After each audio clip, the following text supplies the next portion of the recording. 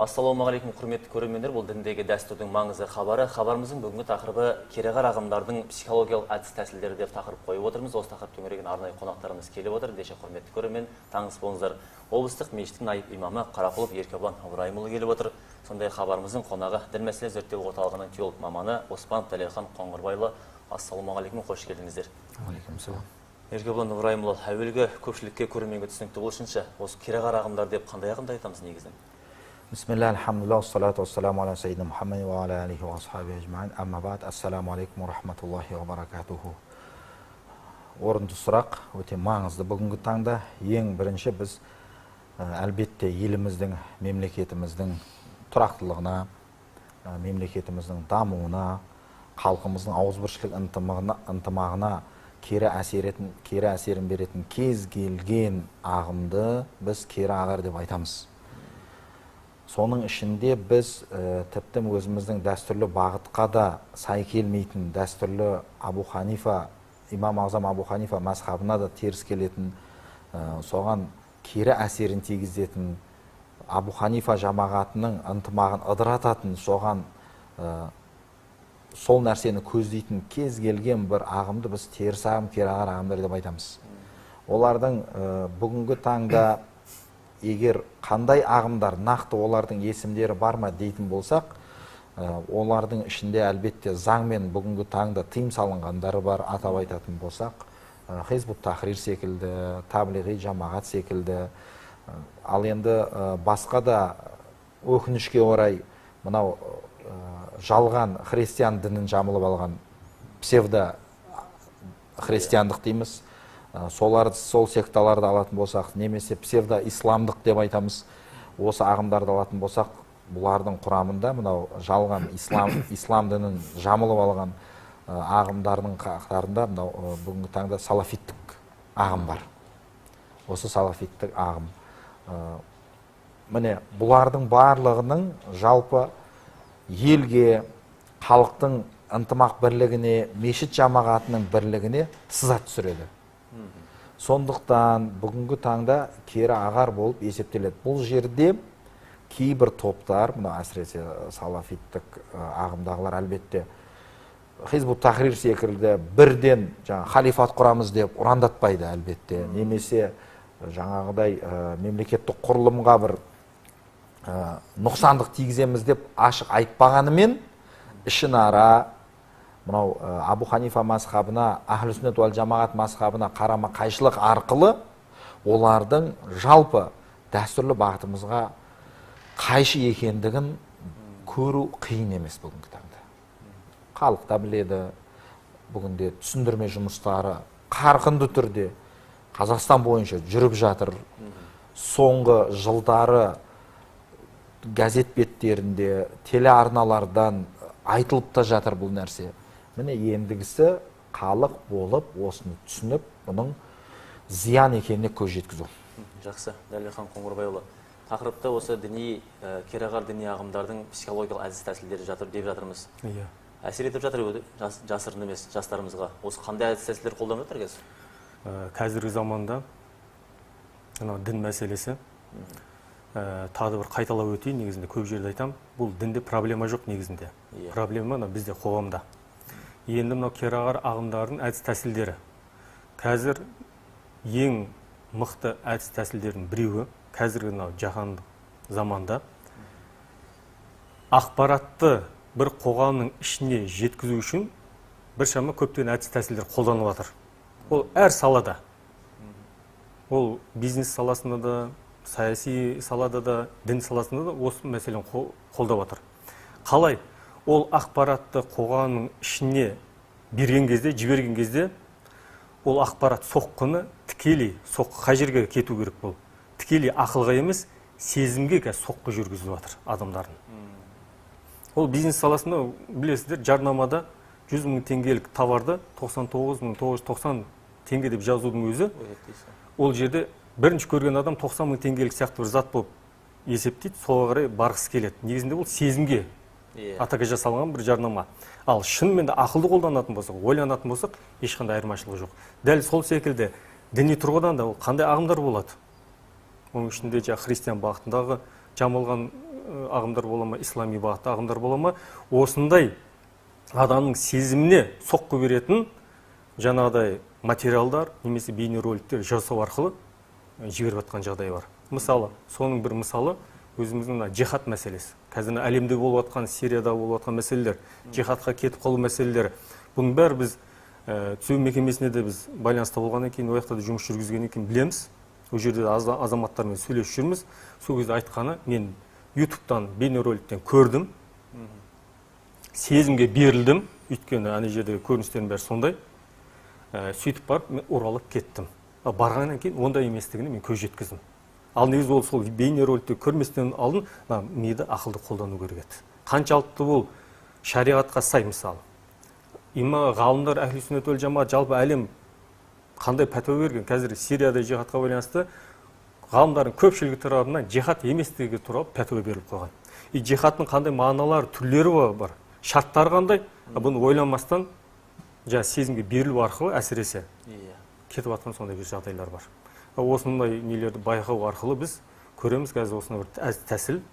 Яғни қазіргі заманда адамның миын істеткізбеу, ойландырмау, оны тұмшалап жауып қойып, сезіммен әрекет етуге шақырып жатыр. Дәлихан Қоңырбайұлы, мәселен қазір жаста жасамызда ғаламторды пайдаланады, бала соқтан ақпарат оңды қол жетімді болған соң үйде отырып ақпарат алғысы келеді кейде. Мынау аудио жазбаны, видео жазбаны қолданады. Осы кезде көпшілік қолданатын Facebook сынды, ВКонтакте сынды әлеуметтік желілер бар. Осыларда арнайы топтар да бар, діни топтар. Әрқайсында дін тануы бойынша болмаса, дін бірнеше әртүрлі топтар бар. Орысша, Ресей мемлекетінде, басқа мемлекетте ашылған топтар бар. Арнайы өздерінің администратор бар әр топтың. Осы топтарды да бақылап отыратын арнайы сіздерде бөлімде бар ғой? Бізде осы интернет ресурстан бар негізінде бұл байланысты осымен жұмыс жасайтын интернеттен бақылау жөнінде арнайы бізде мамандарымыз бар. Оны арнайы мамандар ол жұмыс жүргізіп жатыр. Дәстүр болмаса арнайы хабарлап отырады. Енді біздің жұмысымыз қалай? Қазір мына бір мәселені ескеріп алайық. Дұрыс, ол бақылаймыз. Фейсбукта да, әлеуметтік желілерде де, басқа да интернет сайттарында сондай бір экстремизм, терроризм үгіттейтін нелер бар. Анықтау арқылы біз керекті орган қызметкерлеріне бұны береміз. Бірақ мына бір мәселе бар, ол жабылу мәселесі біз жаппаймыз. Жабылу мәселесі сол органдар тарапынан не алады. Бірақ мынау әрбір сайттың базасы білесіздер шетелде болады. Біз ол анықталған күнделікті қаншама біз бір айдың ішінде 400-ден астам сайттарға мониторинг жүргіземіз. Соның қайынша аудио экстремист топ. Сол анықталғандарды керекті жаңағыдай неге жібереміз органға. Олар тарапынан істелінетін жұмыс мұны тоқтату, фильтрлеп тастау болды. Оған кіре алмайсыз. Бірақ қазір басқа оны жауып тастағанменен басқа атаумен де шығып жатқан жағдайы бар. Оған да қарамастан біз жаңағыдай әртүрлі нелермен, жолдармен өзіміздің де тәсілдеріміз бар, әдістеріміз бар. Оларды анықтау арқылы жауып жатқан жағдайымыз бар. Бірақ мына бір мәселені ескеріңіздер, бірақ база түбегейлі түбірінен біз жауа алмаймыз.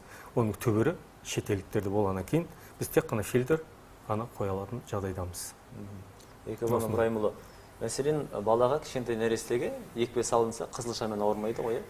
Бізде осы дертке шалдықты да теріс ағымға қатерлік қай жерден кетті? Бұның әлбетте мынау ел ағалары, теологтар, дінтанушылар бүгінде бір шама себептерін атауда. Мынау кеңес одағынан кейінгі кеңістіктің пайда болғаны, рухани кеңістіктің пайда болғаны негізі едәуір өкінішке орай ықпал берген осы деп ойлаймыз. Мысалға 90-шы жылдары тәуелсіздікті алған жылдары шын мәнінде әрбір адам өзінің қара басын ойлап кетті, мемлекет өте қиын жағдайда болды. Сол кезде рухани кеңістіктің орын алғаны анық. Егер кеңес одағында жалпы атеистік идеология орын алған болса, бұған орын бермеді ғой ол кездегі дәуір. Кеңестің уақытында. Осы кеңістіктің, осы вакуумның пайда болуы осыған едәуір ықпал етті деп есептеймін. Бұл жеке осы көзқарасқа көптеп. Содан соң мемлекеттің басым көпшілігі, мемлекеттің жалпы күші экономикалық жағдайды көтеру болып табылды. Осы кезде әлбетте неше түрлі сектор мен теріс ағымдар осы жағдайды пайдалана отырып, айқара ашылған есікті елімізге көптеп келіп, осы өздерінің бүгінгі таңдағыдай діни әдебиеттерге тексеру жүрмеген еді, есіңізде болса. Аэропорт әуежайлардан, теміржол вокзалдарынан діни әдебиеттер сөмкесіне салады, алып кіре беретін болды. Міне, осы деп ойлаймын. Содан соң әлбетте халқымыздың аздап осы дін мәселелерін егжей-тегжейлі білмегендігі. Міне бүгінгі таңда соңғы теолог мамандармен бірге, мемлекеттің қолдауыменен бірге ақпараттық түсіндірме тобына бізді де имамдарды да қосып, бүгінгі таңда осы ақпараттандыру түсіндірме жұмыстарын қолға алып қазір жеткізіп жатырмыз. Сол менің ойымша бұл сұрақтың жауабы себебі осыда. Рухани кеңістік пайда болды, осыны сәтті пайдаланып кетті теріс ағымдар, өкінішке орай. Енді қазір күресіп жатырмыз, әлбетте оңай болып жатқан жоқ. Ақпараттық деңгейде, әлбетте мысалға жаңағы әлеуметтік желілерді қозғадыңыз. Бұны мысалға мен қателеспесем, прокуратура мәлімдеме жасады, жылда жасайды. 400-ге жуық экстремистік, террористік идеологияны насихаттайтын, үгіттейтін сайттар жабылды деп. Бірақ Дәкең айтып отыр, оны сол сәтте жапқанымен ол атын өзгертеді де, және бір рет өте бұны қадағалау қолдан келгенімен тыйым салу түбегейлі қиынға соғып жатқаны бәрімізге анық. Сондықтан біз альтернатива ұсынамыз. Мысалға бүгінгі таңда міне министрлік құрылды жақында. Дін істер министрлік және азаматтық қоғамы. Менің ойымша мемлекетіміздің осы мәселеге жақсылап, шын мәнінде және бір серпіліспен кірісудің бір жолы деп ойлаймын. Міне қазір бірігіп жатырмыз. Дін істер басқармасы бар, дін мәселелерін зерттеу орталығы бар, мешіт имамдары бар, Қазақстан мұсылмандар діни басқармасы. Міне бірігіп осы нәрсені ақпараттық бір альтернатива ұсынып жатырмыз. Бұл кісілердің сайт ресурстары жұмыс істеп жатыр. Біздің сайт ресурстарымыз істеп жатыр. Діни әдебиеттер, методикалық әдістемелер барлығы. Мен ойлаймын, бұлар әлбетте оң нәтижесін береді. Жақсы, Дәлелхан Қоңырбайұлы, соғыста да қорғаны қорғап қала алмайды, амал қорғап қалады дейді. Дәл бізде сол қазір ақпараттық соғыста басында жүргізіп жатыр ғой, қазір қарсы осы діни кереғар ағымдарға байланысты. Діни басқармамыз бар, өзің айтқан жерде дін мәселелерін зерттеу орталығы бар. Алдындағы толқын сол кереғар ағымға алданды. Кейінгі толқынға біз осы екпені жасай алып жатырмыз да. Осы тұрғыда қоғам жауапты ғой, ата-ана да екпені енгізуге. Ата дініміз ислам, түбіміз түрік, басқамыз имам Ханифа деп. Ата-ана да, діни басқарма да, орталықта барлығы осыған жұмыла қоғам болып, ендігі ұрпаққа жауапты ғой. Енді осыған байланысты біз қазір дұрыс кезінде, ол тәуелсіз кезінде бір шама нелі кемшіліктер болды. Оны жіберіп алдық. Енді қазір соны түзету мақсатында мемлекетті қарап отқан жоқ. Барынша күш салып қазір жұмыс жасап жатыр. Оған дәлел жаңа АТТ топтардың құрылуы әрбір ауданда, ауылдарда дегендей. Енді қазіргі жастарға бұдан кейін қалай сақтап қаламыз? Қалай жаңағыда өзіміздің тура бағытымызды көрсете аламыз? Осы бағытта қазір мынандай жаңадан бір бастаманы біз дін істер басқармамен Қазақстан мұсылман діни басқармасымен бірлесіп атқарылып жатқан жағдайымыз бар. Енді қазір кезекте дұрыс имамдардың біліктілігін арттыру кезеңі. Ол да ХМДБ тарапынан да бұл қозғалып жатқан нәрсе. Енді алдағы уақытта, өйткені біз қай кезде бұлар тосқауыл болады, сондай ғалымдарды көбейтетін болсақ, сондай білікті имамдарды көбейтетін болсақ, біз тосқауыл боламыз. Оның жолдары не үшін? Соған қарай біз әрекет жасауымыз керек. Қалай? Дұрыс, бұны ескерілді, мешіттерде болды, бар онда. Білім деңгейіне қатысты кейбір имамдар кемшіліктер болды. Енді осының орнын толтыру үшін арнайы біздің Сарыағаш медресесімен бірге Шымкент медресесі бұрыннан жұмыс жасап келе жатқан. Бұл 2 медреседе статусы көтеріліп, колледж деңгейіне дейін көтерілді. Яғни қазір колледж деңгейінде бұл 2 діни оқу ордасы жұмыс жасайды. Бұған әрбір аудандардан келешекте білікті имам дайындау үшін әрбір өзіміздің облыстық, әрбір аудандардан мамандар тартылды. Шәкірттер, талапкерлер тартылды. Оған арнайы, бұлайша айтқан кезде, ақша бөлінді, қаражат бөлінді. Яғни қазіргі таңда 175 талапкерге арнайы ақша бөлу арқылы келешекте білікті имам дайындаймыз деген мақсатпен 175 шәкірт биылдан бастап қабылдап дайындап жатырмыз. Егер Құда қаласа бұны ары қарай жүйелі, бұл жүйенің бастамасы осы колледж бітіргеннен кейін, оны бітіргеннен кейін имам болып, найб имам болып жұмысқа орналасады. Бұл да өзінің елінде, өзінің жерінде 5 жыл көлемінде қызмет жасайтын болады. Ары қарай яғни осы бір жүйе қойылды ма, білім деңгейі жоғары деңгейге жеткеннен кейін біршама проблемалар өздігінен кетеді деген ойдамыз. Жақсы. Осындай шаруалар қазір атқарылып жатыр. Еркебұлан Ыбырайымұлы, мәселен, жас жігіт мешітке әртүрлі жолмен келуі мүмкін. Достарымен ақылдасып бірге 15 жасында бару мүмкін, болмаса бір қайғыға ұшырап 20 жасында бару мүмкін, болмаса мүлдем бармай бір түс көріп 30 жасында да бару мүмкін. Бірақ ол 15 жасар жігіттің діни танымы қалыптасып қояды. Өйткені балдармен сөйлеседі, жаңағыдай бір бауырларымыз ақи бауырым бергел деп бір нәрсе айтуы мүмкін бір бұрышта. Осы кезде мынау ата-ананың екпе егізуі. Мәселен, бәріміз ата мен әженің тәрбиесін көрдік, әкенің тәрбиесін көрдік. Бала дастархан басында қол жайып бата берейік деп атамыз бата берді. Мешітке барыңыз атамыз, әй біздің мұсылман кіндіктің астына қояды, одан кейін тыңдап уағыз тыңда деп айтып отыратын. Міне дәстүрлі дінді өсіп атамыз, әкеміз енгізе білді де бізге.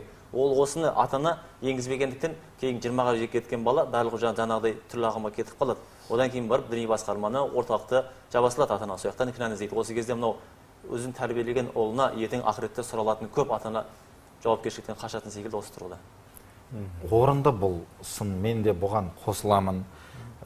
Ел болам десе бесігіңді түзе деген қанат сөз бекерден бекер шыққан жоқ қой. Әлбетте мен айтар едім, 50%-дан артығы ата-анаға көп байланысты болады. Бүгінгі таңда көптеген жиналыстарда, аудандық, облыстық, республикалық жиналыстарда ата-аналармен кездесіп жатамыз, мына дәкеңдермен бірге жеке кездесулерде. Әлбетте өкінішке орай кінәлін іздеуге тырысады, өзіңіз айтпақшы. Ол қалай болады? Бірінші, мектепте мұғалімдер қаяқ қарап отыр. Екінші, имамдар не істеп жүр? Үшінші, мемлекет неге шара қолданбайды? Міне, осы үш сөзді айтады. Ал ол баланы өзі үшін сол баланы туды, Алла тағала нәсіп етті, оны туды, оны міндет қыла алмайды ғой. Перзент менікі болғаннан кейін, мен оның тәрбиесіне, жүріс-тұрысына жауап беруім керек. Пайғамбарымыздың хадистері бар. Жауаптысыңдар, қарамағындағы кісілер үшін жауап бересіңдер. Отағасы, отбасы үшін, ана үйдегі тазалық үшін деп хадистерде жік-жікпен айтып береді. Осы нәрсені білсе де мойындай бермейді. Менің ойымша бұл жауапкершіліктен қашу деп есептеймін. Ата-аналар мен балам тыңдамайды, менің қызым тыңдамайды деп бой жеткеннен кейін, ер жеткеннен кейін қиналып келіп отырады. Сондықтан ел болам десем бесігін түзе. Міне бұл формуласы осы да, шешімі осы да. Сондықтан әлбетте мен өзімде ата-ана болғаннан кейін ата-аналарға деп сын айтып жатқаным өзіме де тиеді бір жағынан. Сондықтан міне осыдан қалай байқалады? Жұмыла кірісуіміз. Халық, қоғам болып. Енді қараңызшы, мынау шетелде өзім Мысырда оқыған едім. Сол кезде сол мысырлық халықтың, мынау арабтардың маған бір керемет қасиеттері ұнады дәке. Бұл кісілер саналы түрде мен мысырлықпын, мен арабпын, менің тілім араб, менің дінім ислам дейді, қараңыз. Шетелден бір кісі келіп, мысалы біздің өзіміз, міне осындай бір ел бар, осыны үйрен, немесе бір нәрсені тексеріп, әртүрлі жағдаймен бір көрейінші, осы кісіге мен түсіндіре алам ба, осы нәрсені қабылдата алам ба деген кезде, әлгі кісілердің енді Алла тағала солай қылды ма екен, жоқ, сол кісілердің өзінің тәрбиесі ме екен, мынау ішкі ұлттық, рухани, діни танымдық иммунитеті енді өте алмайсыз. Бізде осы нәрсе жоқ деп есептеймін. Осы нәрсе жоқ деп есептеймін. Мен өзім елдім, Қазақстанмын, қазақтың жеріндемін, тілім қазақ, дінім ислам. Міне, шоқынудың бізге жат екенін білеміз. Мысалға, дәл осы нәрсені сіз мұсылман бір араб мемлекетіне шоқыну туралы барып айтсаңыз, сен енді қабылдамайды, мүмкін емес. Көрдіңіз ба? Осы иммунитетті бұлар қалыптастыра алған. Бізге бүгінгі таңда осындай иммунитет идеологиялық тұрғыдан қалыптастыру, бірақ өте ауыр шаруа, өте қиын бұл. міне осы нәрсені мысалға бүгінде ата ана не дейді, балам диплом болса, жоғарғы оқу орнын бітірсе, қызылмен шетелде айлығы жоғары бір жұмыста қызмет етсе дейді. Бір үлкен қазір қайтыс болып кеткен ел ағасы болған бір ағамыз бар. Сол кісінің сұхбатын тыңдаған едім. Бүгінгі таңда біздің жігіттердің дейді жұмысқа деген жігері жақсы дейді. Мысалға бір экономикалық, әлеуметтік бір проблеманы қойсаң дейді, шешіп береді дейді. Бірақ мына нәрсе жоқ дейді. Оның ұлттық мүддемен сабақтастырып, елдің, халықтың, ұлттың мүддесіне қарай шешу сезімі жетпей жатыр дейді. Әйтпесе шешіп береді, мысалға, дағдарыстан шығарып беруі мүмкін. Алайда бұл мынау ұлттық рухани саналық тұрғыда осы нәрсе менің ойымша осы бір үлкен әлі бұл кеңістік толтыра алмай жатқан сияқтымыз. Әлихан Қоңырбайұлы, бала кезде болатын қызылша ауруы ғой. Қызылшаның ауруын енгізетін ата-ана, екпесін енгізетін. Осыны ауырмау үшін, мысалы, балам біздің түбіміз түрік дейтін, дініміз ислам дейтін, одан кейінгі мынау бүге шөгесіне дейін кейіннен пайда болатын сары ауруының екпесін жасайтын біздің имамдарымыз, теолог мамандарымыз, өйткені бүге шөгесіне дейін тарқатып түсіндіреді. Мінекей осы екпе болған кезде ғана Еркебұлан ағамыз айтатындай иммунитет пайда болады ғой. Осы екпе аса маңызды ғой қазір. Дұрыс айтасыз. Қазір таңда ол бір ата-ананы қозғап кетті. Дұрыс ол. Өйткені бізде өкінішке орай бір кемшілігіміз отбасында діни тәрбиені дұрыс жолға қойылмауының кесірінен жаңағыдай жағдайлардың болып жатқан себебі содан. Екінші бағана айтылған мәселе, көбінесе имамдардың да бұл жерде рөлі бар. Оларға жастарға берер көптеген жаңа ақыл кеңесі уағыздар бар. Ол да жаңағыдай біліктілікке байланысты бұл мәселеде қойылып жатыр. Оған да қарамастан мемлекет тарапынан бағана айтылғандай, яғни АТТ ақпараттық түсіндіру тобы құру арқылы бүкіл халыққа, яғни мектеп жасынан ақсақалдар қауымына дейін осы айтылып жатқан діни мәселені алдын алуға байланысты, сақтауға байланысты, мәлімет беруге байланысты бүкіл мектептен кәріге дейін түсіндіріліп келе жатқан жағдай бар. Яғни халықтың, қоғамның діни сауаттылығы қаншалықты жоғары деңгейде көрсететін болса, соншалықты жаңағыдай проблемаларда сол деңгейде азаяды деген үміттеміз.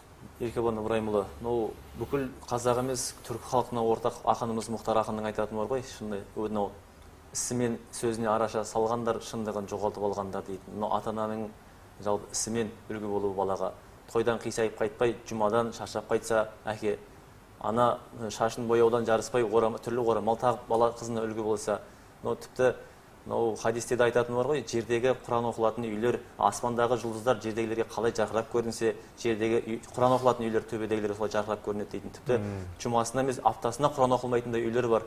Құран оқылып тұрса, садақа беріп, ата-ана үлгі көрсетіп тұрса, балағын түрмей, қазақ өзінің кәдімгі дәстүрлі киімін киіп жүрсе, осылай ата-ана үлгі болса, бала да керағар ағымға бармайды ғой. Әлбетте, бұл дәл осы нәрсені біз қолға алатын болсақ, бұл мәселенің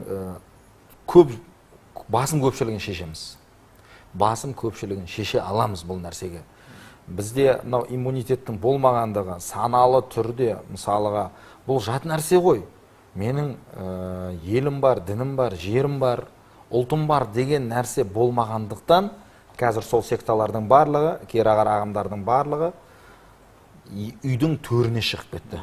Көрдіңіз ба? Сондықтан енді қазір мына нәрсені, мына бір мысалмен түсіндіргім келеді. Масадан құтылу үшін не істеуіміз керек? Әрбір масаның соңынан қумай, сол жердегі қамысты жаңағыдай орып, батпақты кептіруіміз керек. Осы масаның соңынан жүгіре беретін болсақ, ол маса бітпейді. Ана батпақты құрғатып, қамысын оруымыз керек. Сондықтан ақпараттық насихат жұмыстарын ол өз деңгейінде Құдайға шүкір жүріп жатыр. Міне жылдан жылға жаңа әдістемемен бұны қуаттап жатыр. Әлбетте енді сәл бұл нәрселерге жақсы бір серпіліс беретін және бір батыл қадамдар керек бүгінгі таңда. Батыл қадамдар керек. мынау конституциялық тұрғыдан, заң тұрғысынан осы нәрселерді де бүгінгі таңда кең талқыланып жатыр. Өзі жақсы нәтижесін береді деген сенімдемін.